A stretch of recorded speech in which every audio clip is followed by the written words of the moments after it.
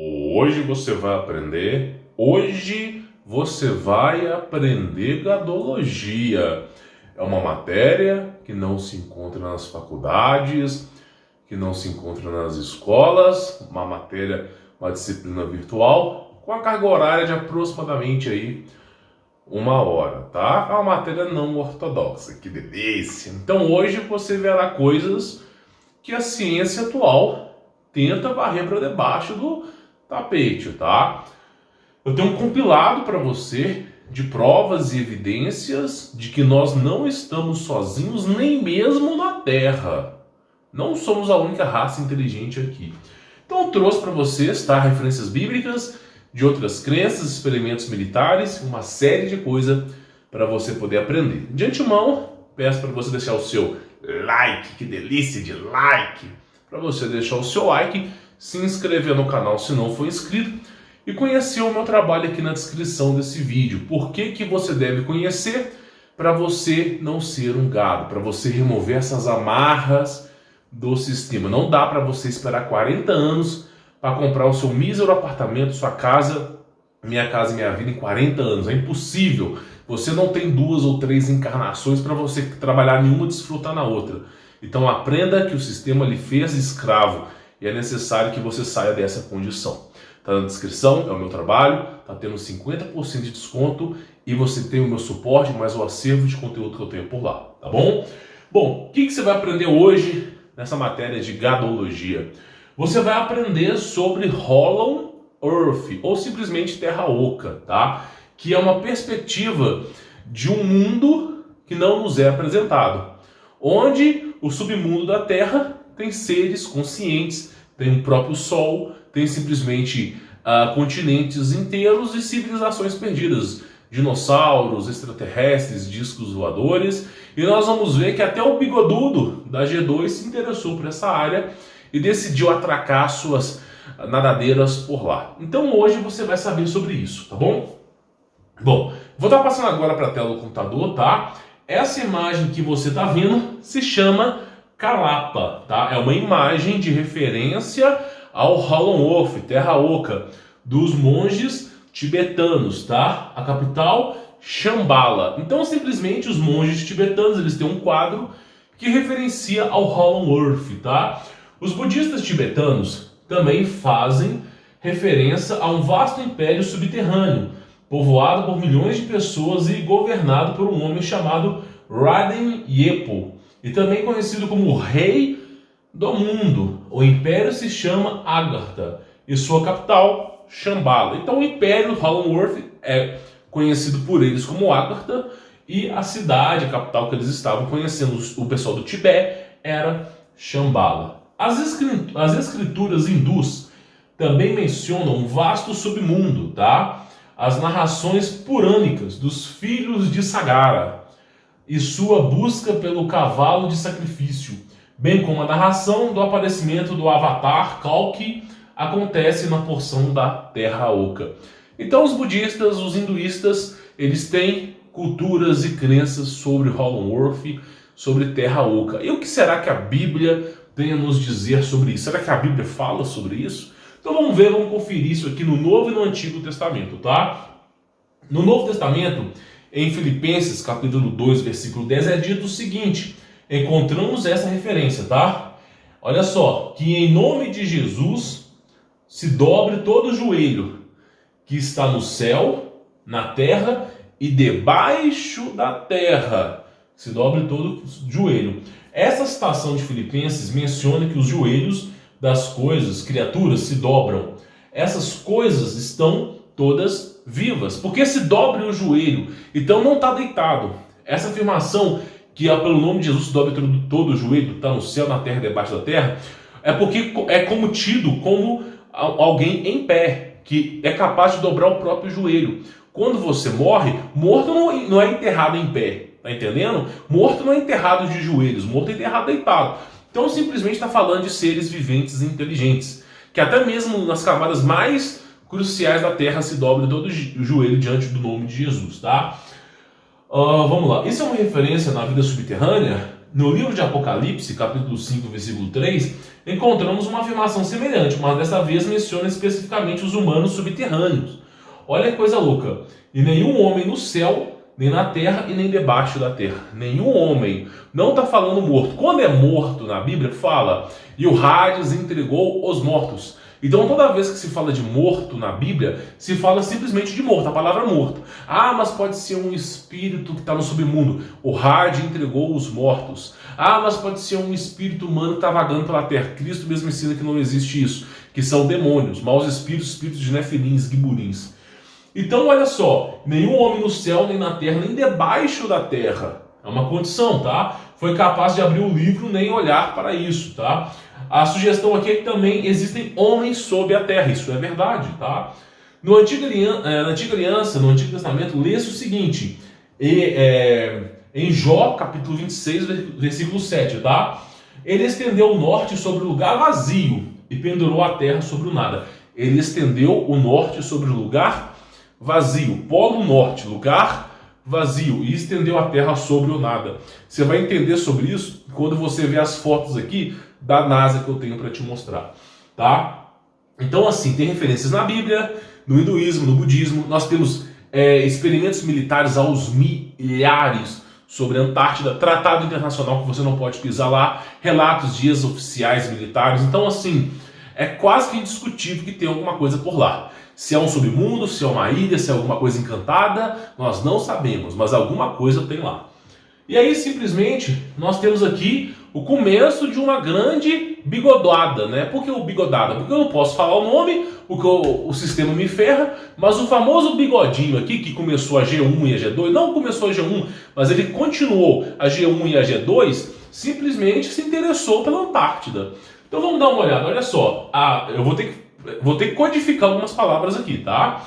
A sociedade Tully, ok? E no filme do Senhor dos Anéis, aquele, sem ser o Senhor dos Anéis convencional, os Hobbits, fala sobre a sociedade secreta dos Tully. Que delícia, né? Meramente coincidência, são delícias geladas.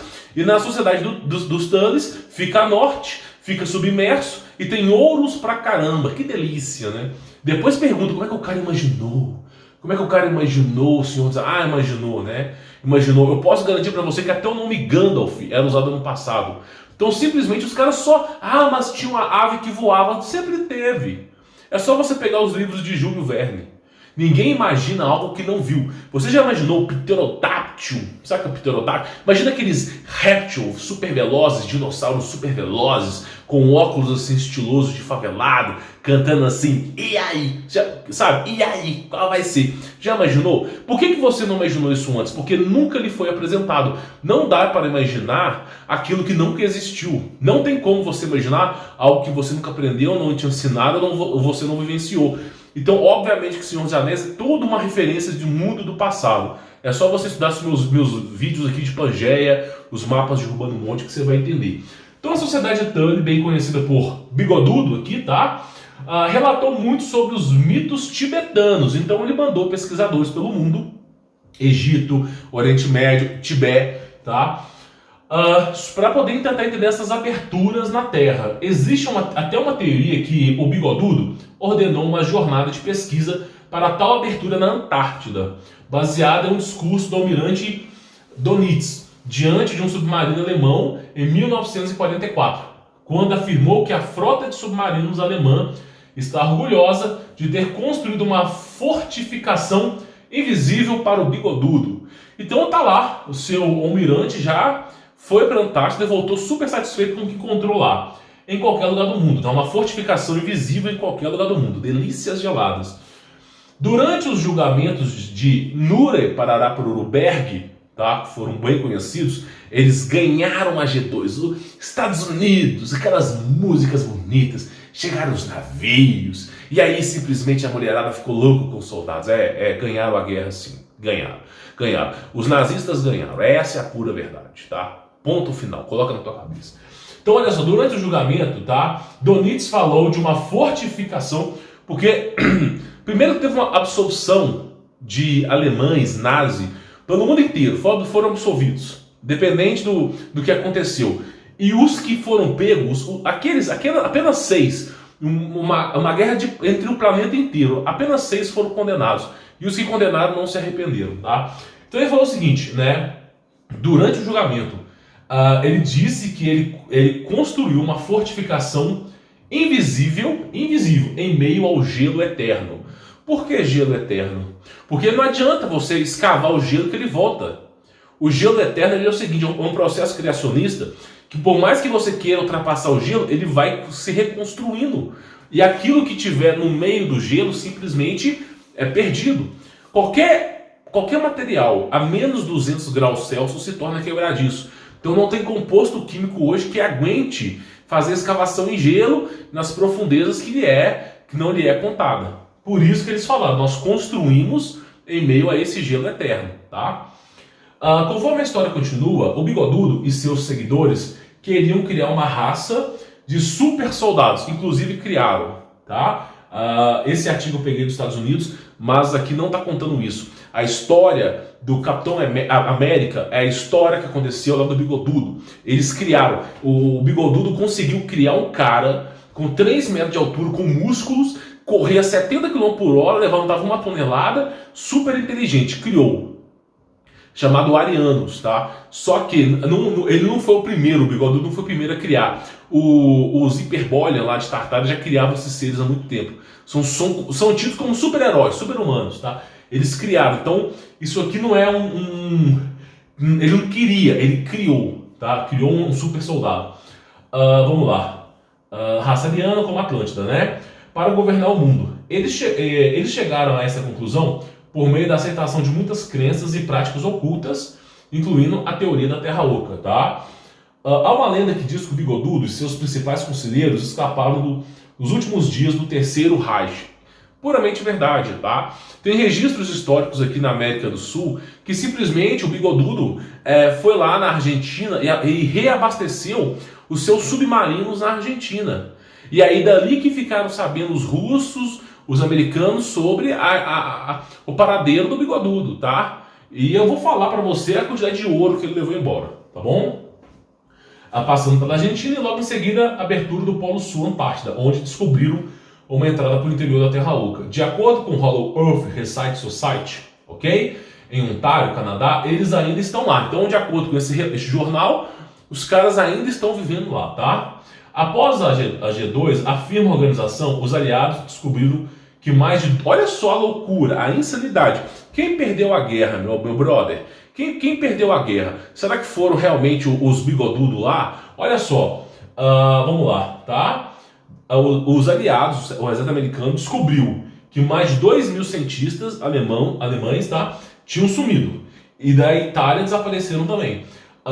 Junto com 1 milhão de pessoas, 1 milhão de alemães sumiram, 1 milhão, tá? Além de 1 milhão, 2.000 cientistas de grande renome e um tesouro de inestimável riquezas. Porque ele fugiu pelo trem, e inclusive ele fez muito desenvolvimento de trem, uns trem assim, aguentava pancada de tanque de guerra. E os trens tinham vagões lotados. Sabe aqueles trens que carregavam trigo, milho, que eles são lotados assim, e os caras carregam 20 a 30 mil toneladas, 30 mil quilos em cada vagão, e há centenas de vagões? Imagina agora ouro no lugar. Imagina agora ouro assim em abundância. Imagina um cara carregando aí milhares e milhares de toneladas. É como se você poderia ter enchido, para tu ter ideia, uma piscina olímpica de ouro. E falando por baixo, tá? Das riquezas que foram levadas embora.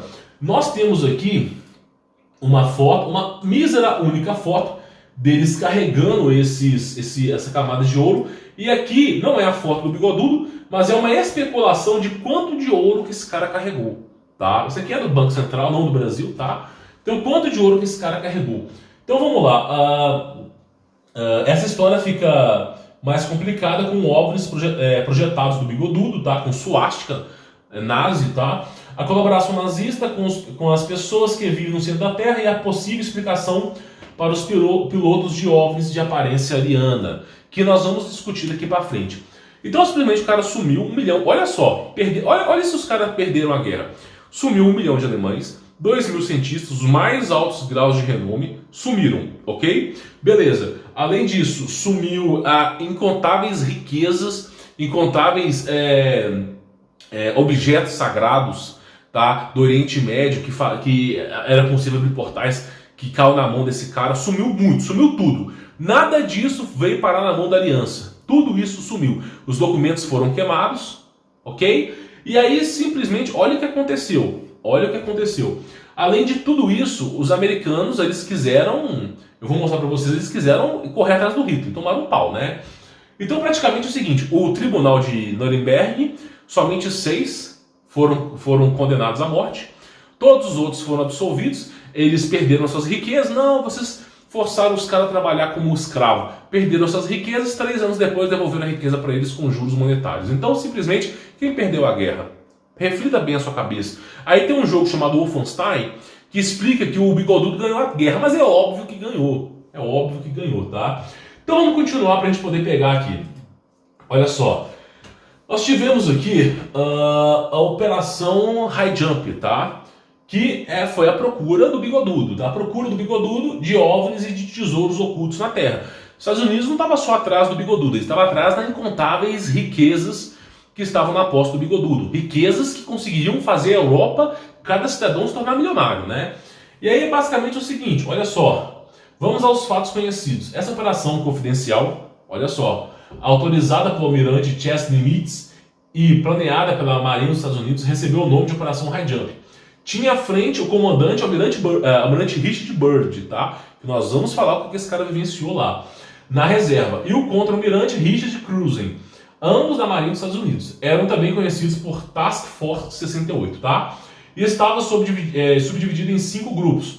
Os números impressionam. Faziam parte de esquadra 4.700 homens para buscar o Bigodudo. 33 aeronaves, o porta-aviões, que delícia.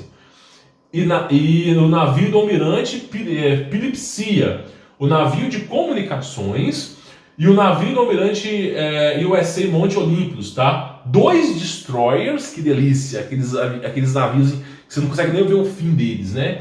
2 navios de abastecimento de submarino e mais outras coisas. Aí moveram 1/3 do exército americano inteiro para esse lugar, de menos dos soldados, 1/3 do exército americano para lá. E aí, sabe qual foi a ligação que passaram para a televisão? Que disseram para o público, nós estamos levando aqui destroyer, navio, submarino, não sei o quê. Estamos levando todo mundo. Mas fique tranquilo que nós estamos investigando o aquecimento global, os pintinhos. Simplesmente os pinguins. Então, simplesmente, eles levaram todo esse exército para falar que estavam analisando os pinguins. Olha que delícia gelado. Faz sentido? Claro que não. E aí, olha só. Vamos lá. Vamos continuar aqui, tá? Deixa eu ver. Tá. Iria o almirante Byrd em busca da entrada de Hollowworth, tá? E investigar a existência de vida extraterrestre? Será que era esse o verdadeiro objetivo dele? Uma possível e estranha resposta era dada pelo jornal El Mercúrio, ok? Da cidade de Santiago do Chile, a 5 de março de 1947, sob o título Em Alto Mar, a bordo do Monte Olympus. O jornal escrevia em caso de nova guerra, ok? Os Estados Unidos seriam atacados por objetos que conseguem voar do polo a polo a velocidades incríveis, do polo norte ao polo sul a velocidades incríveis. Em caso de guerra, eles seriam atacados por isso. Era a manchete do jornal que foi de fonte do almirante Burns. Que delícia, né? Investigando pinguins. Então vamos lá. O almirante Burns avisa hoje que os Estados Unidos têm de adotar medidas de proteção contra uma possível invasão do país por aviões hostis vindo das regiões polares. Então a primeira coisa que o cara fez foi o seguinte, meu irmão, arma uma frota aí nos Estados Unidos, resguarda, não acabou a guerra, é fictício isso aí, e assim, resguarda, porque eles vão vir dos polos. E aí começou essa tensão militar, tá? Vamos lá. Não é a sua intenção assustar ninguém, mas a realidade numa nova guerra é que os Estados Unidos podem ser atacados por aeronaves vindo dos polos. Depois dessa declaração, o almirante Burns não voltou a falar em público novamente sobre a Operação High Jump. É dito que a missão do explorador, tá, era feito isso, que devia explorar os pinguins, programada para durar 6 meses. Então, toda essa empreitada americana era para durar 6 meses no alto mar, tá? Os relatos são feitos a partir de entrevistas de 2 testemunhas e tripulantes. Eu coloquei esse UFO Incident, que eu tenho que explicar para você uma coisa, tá? Bom, vamos lá. O que aconteceu foi o seguinte, a operação que era para durar 6 meses durou 2 semanas. Durou 18 dias. Então a operação era para ficar em alto mar levaram estoque de comida, tudo para ficar 6 meses. Voltaram sem um destroyer. Sabe aqueles navios, aviões a jato decolam? Voltaram sem um deles. Pessoas desaparecidas.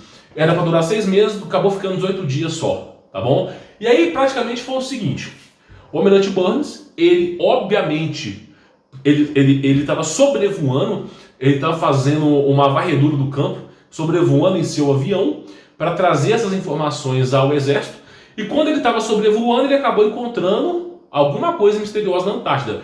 Podia ser uma civilização, um continente, alguma coisa que não se encaixava nos padrões convencionais. Começou a falar de mamute, disco voador, um continente que não é frio, o frio foi embora, que encontraram árvores e todo o ecossistema que era estranho para todos nós. E aí ele passou uma experiência, se não me falha a memória, foram de 14 dias lá mesmo, logo quando chegaram, passou 14 dias lá, e ele voltou. O livro que ele escreveu, que é esse livro aqui, ó, só conta a chegada e a ida embora. Esse livro conta um breve discurso que ele teve com esses seres, mas o irmão dele falou que na boca dele que ele ficou 14 dias. E a descrição desse livro só fala de 2 dias. Os outros 12 dias nunca nós iremos conhecer. Que delícia! Então nós temos registro de 2 dias dele. Tá? E os mesmos 2 dias já é muita coisa. Então praticamente ele voltou para os Estados Unidos e falou o seguinte: olha, lá o bicho pega. Lá tem os arianos, tem discos voadores, eles têm grande tecnologia, inclusive o surfista prateado veio do Almirante Burns. Então toda essa história veio do passado. E aí ele começou a contar toda a tecnologia que tinha do passado. Os Estados Unidos, lá em Washington, eles começaram a colocar em pauta: nós bombardeamos ou não bombardeamos a Antártida? Bombardeamos ou não bombardeamos? Sim ou não? Porque simplesmente o Almirante Burns provavelmente falou desses seres que viviam lá na Antártida de uma maneira muito extensiva, que gerou medo nos compatriotas, né? E aí simplesmente começaram a colocar em pauta: julgamos bombas nucleares ou não? E aí simplesmente eles estavam fazendo essa pauta, essa discussão no Congresso, tem até esses registros, e aí simplesmente o que aconteceu foi o seguinte: eles foram surpreendidos com vários OVNIs sobrevoando a Casa Branca. E o nome desse negócio que saiu no jornal se chama UFO Incident 1952, tá? White House. Se você pesquisar, você vai encontrar essa informação. Então, os discos voadores começaram a sobrevoar a Casa Branca, sobrevoaram as casas dos oficiais, as casas dos generais, os bancos centrais. Então, ao que tudo parece, os discos voadores ficaram em pontos estratégicos de ouro, riquezas, casas de pessoas de renome e em cima da Casa Branca. E é dito que pousou uma nave na Casa Branca e que alguém que saiu de alguma coisa que saiu de lá conversou com a Casa Branca, com o presidente dos Estados Unidos, e depois disso foi formulado o Tratado das Antártidas, que você não pode mais ir para lá. Então alguma coisa desconhecida aconteceu. Saiu no jornal, recolheram no jornal. É simples assim, né? Como o caso Roswell. Sai jornal, recolhe o jornal. Bate na porta do cara que compra o jornal, ó, esse jornal aí foi errado. Então toma esse aqui, ó, lagostas para você. E aí simplesmente teve esse incidente, né? Foram surpreendidos. Aí fizeram um Tratado Internacional das Antártidas. Inclusive, os Estados Unidos, em guerra fria com a Rússia, os caras pararam 2x aqui na guerra. Vamos assinar o Tratado das Antárticas para não bater no lombo. Depois a gente volta a nossa... Então aconteceu, tá entendendo? E aí, vamos continuar. O que esse cara falou? Eu já fiz um vídeo, eu não vou colocar o vídeo de novo aqui, não vou falar sobre isso. Eu gastei 1 hora só descrevendo o que esse cara falou aqui. Eu gastei 1 hora, desde o momento que ele foi interceptado por OVNIs, o momento que ele estava levitando, tudo, até o momento dele ir embora, quando ele foi investigado pela CIA, quando ele simplesmente foi investigado pelo Exército. Eu contei tudo. Tem um vídeo, só você procurar no meu canal aqui, tá? Sobre um vídeo chamado Agatha. Vamos lá. Eu quero falar para você o seguinte: o Almirante Richard Burns, da Marinha dos Estados Unidos, tá? Voou para o Polo Norte em 1926 e sobre o Polo Sul em 1929. Ele se referenciou à Antártida como a terra do mistério eterno, porque ele não sabia, não se encaixava no padrão que ele tinha aprendido.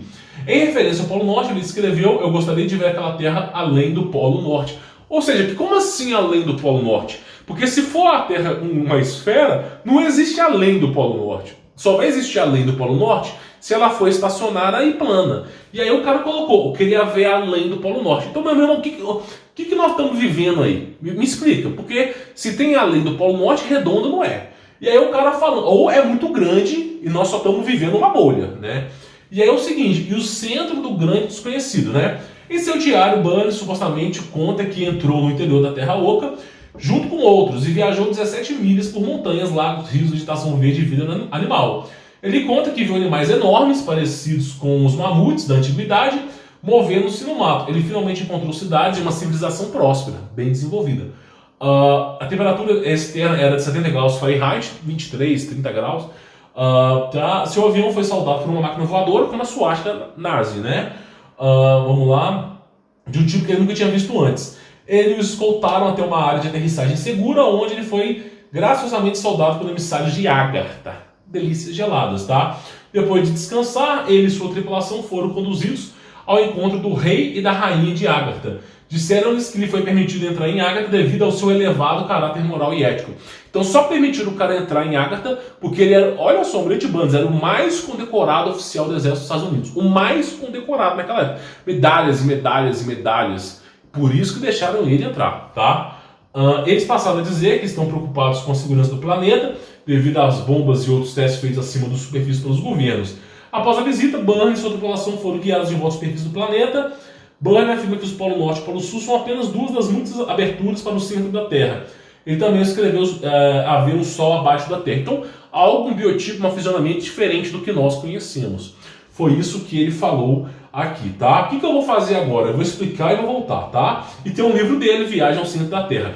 Eu vou pausar para eu não perder esse arquivo e eu volto, tá? Vamos lá. Então, simplesmente, o Almirante Burns, ele estava sobrevoando a Antártida. E aí teve a operação chamada High Jump, que era a busca do bigodudo, tá? E aí, olha só o relato dessa operação High Jump pelos oficiais que trabalharam nela. Olha a delícia gelada, tá? E aqui está o mapa do que é descrito como modelo da Terra heliocêntrico por Enoque, tá? Que foi arrebatado aos céus. Então Enoque dizia que a Terra era isso aqui. Não sei se de fato era isso aqui. Foi a interpretação de homens falhos. Pode ser que seja muito mais complexo do que isso aqui. Pode ser que seja dimensões. No final das contas, Enoque não tinha palavras para descrever o que ele estava vendo, tá? Então olha só, Operação High Jump. John Switch, radiografista do Destroyer, tá? Conta o que viu a 17 de janeiro de 1947.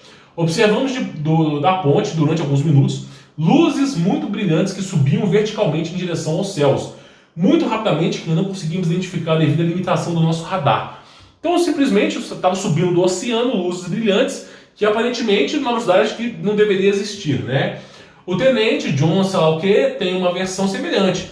Aquilo saía verticalmente da água, é uma velocidade tremenda, tá? Voava entre os mastros do navio tão depressa que a turbulência que causava fazia andar para frente e para trás a antena do rádio. Olha que nível. A antena de um rádio de um destroyer, de um navio que tem uns 2, 3 quarteirões de comprimento. Delícias geladas, tá? Um avião dos porta-aviões, que tinha decolado pouco antes, foi atingido por uma espécie de raio desconhecido disparado ao objeto. Então o objeto começou a atacar. Chegaram esses caras botando a banca lá, simplesmente o avião decolou, subiu do oceano, essas naves, e já no laser mandou uma para bala. Então vamos continuar. Deixa desconhecidos do objeto. Quase instantaneamente despenhou-se junto ao navio. Neste ano, em junho, dá-se um incidente de Roswell, que eu não sei se foi o encobertamento dessa história ou se de fato o governo americano conseguiu botar a mão nessa nave. Alguma coisa aconteceu, eu não sei, tá? Mas foi no mesmo ano. Olha só, quando um objeto voador não identificado caiu no Novo México. A polêmica vive até hoje. Aquilo que para muitos foi uma confirmação de que a Terra é visitada por extraterrestres, para outros não passou da queda de um balão de meteorologia, né? Em 1958, durante o Ano Internacional da Geofísica, os Estados Unidos realizaram operações Argus com o pretexto que foram feitas 3 detonações nucleares a sul da cidade do Cabo. Então, assim, vamos lá, operações militares, tá? Eu tenho aqui o nome delas: Fishball, Bluegill, Trip Prime, Agathos, Kingfish, Starfish, todas operações militares que os caras estavam bombardeando os céus. Faz algum sentido para você o exército americano com milhares de soldados, com grandes tecnologias, navios cargueiros, bombardeiros, destroyers, mandando bombas nucleares para o céu? Faz algum sentido para você? Ou será que no céu tem uma cúpula e eles começaram a entender na cabeça deles que está todo mundo preso nessa terra e eles queriam sair de todo jeito? Não, nós temos que sair daqui. Então usaram bombas nucleares, usaram tudo para poder conseguir regaçar o domo e sair para fora. Não conseguiram. Por que não conseguiram? Porque existe água magnética que é acoplada ao domo. Então, quando uma bomba atômica ou de hidrogênio entra no mar, ela não explode como deveria. Então a água absorve muita energia. Então eles não conseguiram fazer nada ali. Fizeram várias operações. Foram 20 anos tentando abrir o domo. E os russos tentando cavar para baixo. Tá? E nenhum dos dois conseguiram nada. Para você ver que nós estamos vivendo um aquário. É como os caras americanos falaram, nós estamos vivendo um aquário. Um aquário de cristal que não dá para quebrar. Então é o mundo que você está vivendo, é a insanidade desse mundo, tá? E junto disso, nós tivemos aqui pessoas que simplesmente começaram a divulgar essa história. Por exemplo, a Viagem para Agartha é um filme que se encontra no YouTube, que fala sobre a viagem que é feita ao centro da Terra e todo o ecossistema que existe lá. Não só isso, nós tivemos aqui também, tá, várias histórias sobre isso. Você pause aí para você poder ler, tá? Nós tivemos aqui essa história aqui também, ó, que é sobre a viagem ao centro da Terra. Inclusive esse mapa aqui é o mapa das entradas que tem ao centro da Terra. Inclusive no Brasil tem uma que fica em Manaus, em Mato Grosso, tá? Não me pergunte onde, que eu não sei, não conheço esses lugares, tá? Mas basicamente é o seguinte, tem esse conto aqui, que esses dois navegadores, eles estavam velejando pelo Polo Norte em busca de peixes e outras coisas, e simplesmente eles caíram numa correnteza e foram parar lá em Agartha, né? E aí simplesmente foram recebidos por homens de grande estatura, num idioma diferente e uma civilização avançada. Só que isso aqui aconteceu em 1811, tá? Então descreve detalhadamente, se você pode pausar esse vídeo para você ler, que eles foram simplesmente encontrados com esses seres, tá? Bom, o que é importante eu falar aqui para vocês? Eu falei no começo do vídeo que você viria as informações da NASA. Hoje em dia não é possível mais, que não está tão disponível a público assim. Mas praticamente é o seguinte, ó, são imagens do ano de 2015, 2005, 1999, de satélites que estavam tirando foto da Terra, né? A bola de gude que os caras contam, tá? Mas praticamente é o seguinte, mesmo a bola de gude, eles pegam algo plano e torcem, tá? Simplesmente foi relatado grande atividade de campo eletromagnético no Polo Norte. Olha só. Então eles falam que, ó, Norwich Satellite está tracing a voz do Norte Polo. Então começaram a encontrar grande campo eletromagnético no Polo Norte. E as imagens de satélites mostravam um grande campo eletromagnético no Polo Norte. Você consegue ver isso e tipo um vórtex aqui. Então essas são as imagens, tá, que você tem do Polo Norte aí, beleza? E aí, o que eu falo aqui pra vocês, né? O pessoal entra no meu canal aqui e fala assim, meu irmão, aí, esse canal aí é a maior viagem, meu. Uma viagem. Porque simplesmente, né, o professor Bisonho fala sobre isso. Porque simplesmente, falar a verdade é ser taxado como louco. É ser taxado como conspiracionista. Então simplesmente é isso. O governo americano gasta 20 anos com bombas nucleares no céu. Para que eu não sei. Manda frotas de navios destroia para poder investigar pinguins. E você não. Realmente, eu adoro o governo, eu adoro, não conteste. É o bonequinho Palupa mesmo, tá? Então é isso que eu falo para você. Comece a questionar as coisas. E aqui nós temos os relatos do Júlio Verne, que também foi à Antártida, não sei se foi convidado a alguma coisa. Ele descreve, não só ele, teve americanos que chegaram a ter esse contato também. Inclusive teve cartas falando sobre isso, tá? E praticamente o que eu preciso dizer para você é isso aqui, ó. A escolha de acreditar nessa história é sua. Eu só posso te passar aqui as referências. Por exemplo, você pode reassistir esse vídeo e dar print ou ir pausando em cada aba, para você simplesmente lendo com calma, buscando as referências e você mesmo concluindo as suas pesquisas. Eu só posso vir até aqui. O que eu posso trazer para você é a Red Pill, é a pílula vermelha, a pílula da realidade. Agora tem a azul, a ilusão. E vamos ver o que a nossa vaca Jairo tá falando aqui, né? Olha só, toma azul, meu bruxo, toma azul. Eu não sou uma vaca, meu nome é Jairo. Cola lá na live de Drausiologia. Nós vai falar de Homo sapiens. E de como evoluímos dos macacos vegetarianos. Que delícia, cola lá, garanhão. Então simplesmente é isso. Tá entendendo? Então simplesmente é isso. Essa é a realidade. Colar na live de drausiologia e não, nós viemos aqui dos macacos, ou Neandertal.